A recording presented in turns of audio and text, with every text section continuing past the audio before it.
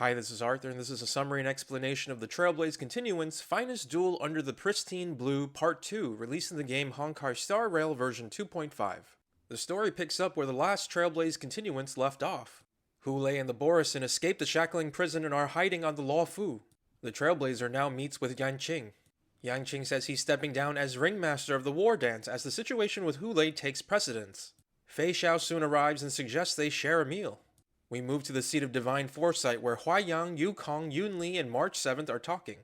Hulei's escape was not publicized and the war dance will continue as planned. Huaiyang asks March 7th to become the new ringmaster of the war dance. We move to the shackling prison where Jingyuan, Dang Heng, and Lingsha are investigating the area. They learn the leftover disciples of Sanctus Medicus within the alchemy division are likely supplying the Borison medicine that lets them shapeshift. They realize someone powerful within the Law Fu must be providing information and supplies to the infiltrating Borison. Jingyuan then explains some history, saying the Marshal of the Shenzhou ordered Hulei imprisoned on the Law Fu. This was to prevent the Foxians of the Yaoqing from experimenting on Hulei.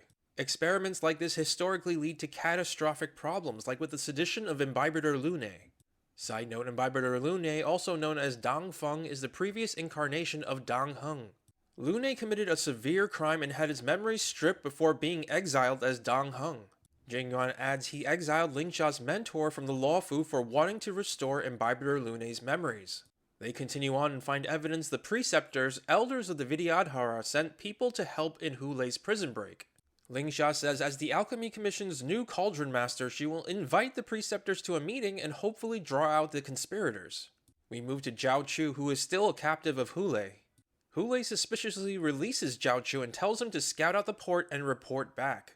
Zhao Chu is surprised, but leaves. Zhao Chu speaks to many people for help, but realizes he is being watched and returns to Hulei. Once back, he sees all the people he spoke to were captured by Hulei, and Hulei executes them. Side note, player choice can change the outcome here. The number of people executed by Hulei depends on how many people the player chose to ask for help. Zhao Chu then agrees to provide information on Fei Xiao in exchange for the secret of Hulei's powerful physical abilities. Hulei reveals Duran, the ancient ancestor of the Borison, killed countless Borison and Foxians and poured their bodies into a spring provided by the Aeon of Abundance. Through a form of genetic sorcery, the spring birthed the lunar embryo. The lunar embryo is a plague mark, an object containing the power of the Aeon of Abundance. Duran then cut out his heart and replaced it with the lunar embryo. Every Borison warhead since has cut out and consumed the heart of the previous warhead, passing down the lunar embryo through the generations. Just then we see Moza secretly watching them. We move to Fei Xiao, Yanqing, and the Trailblazer at Stargazer Navalia. They catch some Borison in disguise and let one go so they can track it. Fei Xiao also explains she was born in captivity and used to be a war slave for the Borison. Just then they get a message from Moza he's found Zhao Chu.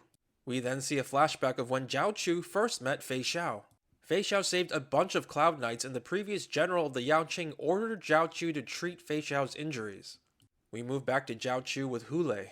Zhao Chu reveals Fei Xiao is part Borison.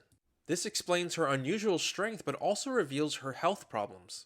Borison have something called Moon Rage which grants them power. However, without the regenerative abilities of the Borison, Fei Xiao's Moon Rage will eventually take her sanity and kill her. Zhao Chu wants to cure Fei Xiao's Moon Rage, which is why he wants information on Hulei's abilities. Just then they notice the war dance is about to begin, meaning the sky routes will be locked down and the Borison will be trapped. Hulei then bites a Foxian and shares some of his blood, turning the Foxian into a frenzied Borison.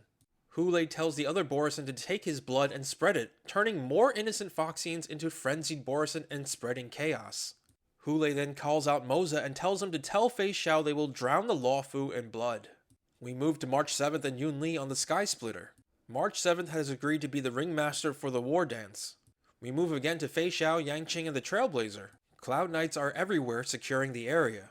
They soon find an injured Moza surrounded by a bunch of disguised Borison.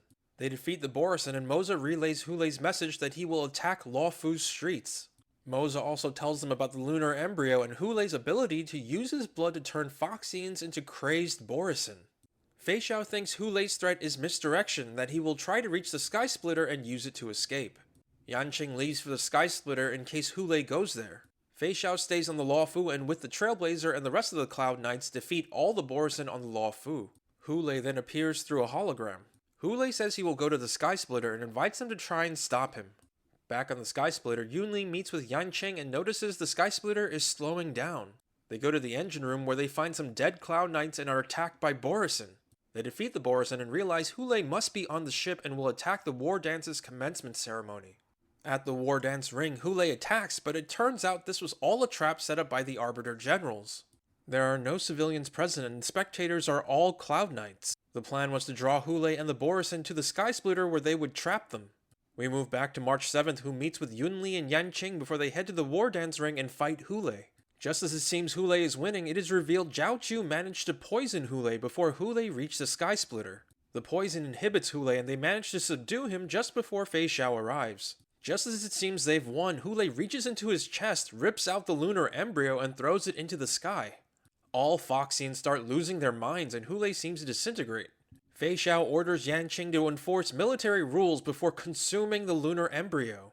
Fei Xiao then loses her mind and fights Yanqing Yunli in March 7th. Within Fei Xiao, Hulei and Fei Xiao chat. It seems Hulei planned this and wants Fei Xiao to become the new warhead of the Borisin. We see glimpses of Fei Xiao's past, like how she ran from the Borisin and was rescued by a Cloud Knight. Fei Xiao eventually rejects Hulei's offer to become the next warhead. Hulei then turns into a shadow version of Fei Xiao and the two fight. Fei Xiao defeats Hulei and she wakes up from her insanity. With Hulei defeated, the Cloud Knights clean up the remaining Borisin on the Sky Splitter. Moza also finds an injured but alive Zhao Chu. We move to Lingsha and Dongheng at Scale Gorge Waterscape meeting with the Vidyadhara preceptor Taoran. They present evidence of the preceptor's involvement and Taoran outright admits to helping Hulei's prison break. Taoran disagrees with how the Shenzhou forbid plague marks. He goes on and explains that ever since the sedition of Imbibitor Lunae, the population of the Vidyadhara has dwindled. Side note, the Vidyadhara can't reproduce. They just reincarnate into younger forms. Taoran says he and a few other preceptors helped Hulei to help the Vidyadhara survive. Taoran explains the Shenzhou Alliance has always warred with those who follow the path of abundance. The problem is, if the Shenzhou defeat the followers of abundance, they will inevitably become followers of the abundance themselves. Side note, I'm not sure what Taoran means here, but I think he means because of the long lives of the Shenzhou, they will eventually suffer problems with overpopulation and become Mara-struck. Taoran adds if the Shenzhou lose to the followers of the abundance, they will all die.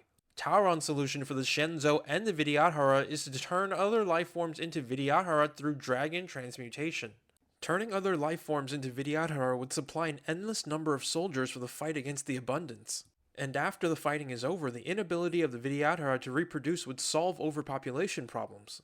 Lingsha hears enough, and as she's about to arrest Taoran, Bailu arrives. Taoran then cites the oath between the Vidyadhara and the Shenzhou that it is forbidden to spill Vidyadhara blood on their territory. Waterscape Gorge is Vidyadhara territory. Dongheng counters that since he is a nameless, that oath doesn't apply to him and he attacks Taoran. Taoran then orders his men to attack. Lingsha and Dongheng fight Taoran's men, defeat them, and arrest Taoran. Just then Jing Yuan arrives and informs Taoran his plans have failed and Hulei is dead. Sometime later, the Trailblazer and March 7th are in the Alchemy Commission and chat a bit with Lingsha and Yunli on the recovery of the injured. We move to Fei Xiao, Moza, and Zhao Chu. It seems the poison Zhao Chu used on Hulei also took away his eyesight. Sometime later, the three Arbiter Generals meet and speak to Yao Guang, the Arbiter General of the ship the Yutre. Yao Guang is known as the Seer Strategist and can extrapolate future events similarly to Fu Xuan. Yao Guang says Jing Liu and Luocha have proposed to the Marshal their God Slayer protocol. Inside Luocha's coffin is a fragment of the body of the Aeon of Propagation. Yao Guang says Jing Liu and Luocha have conveyed a future where this fragment will secure the Aeon of Abundance's doom. Before reaching this future, they will need more allies, and Yao Guang foresees the arrival of Ran Mei on the Law Fu. The screen fades to black and we hear the voice of what seems to be the real Ting Yun. And that is the end of this mission in this video. If you've liked what you've seen here, please like, comment, and subscribe.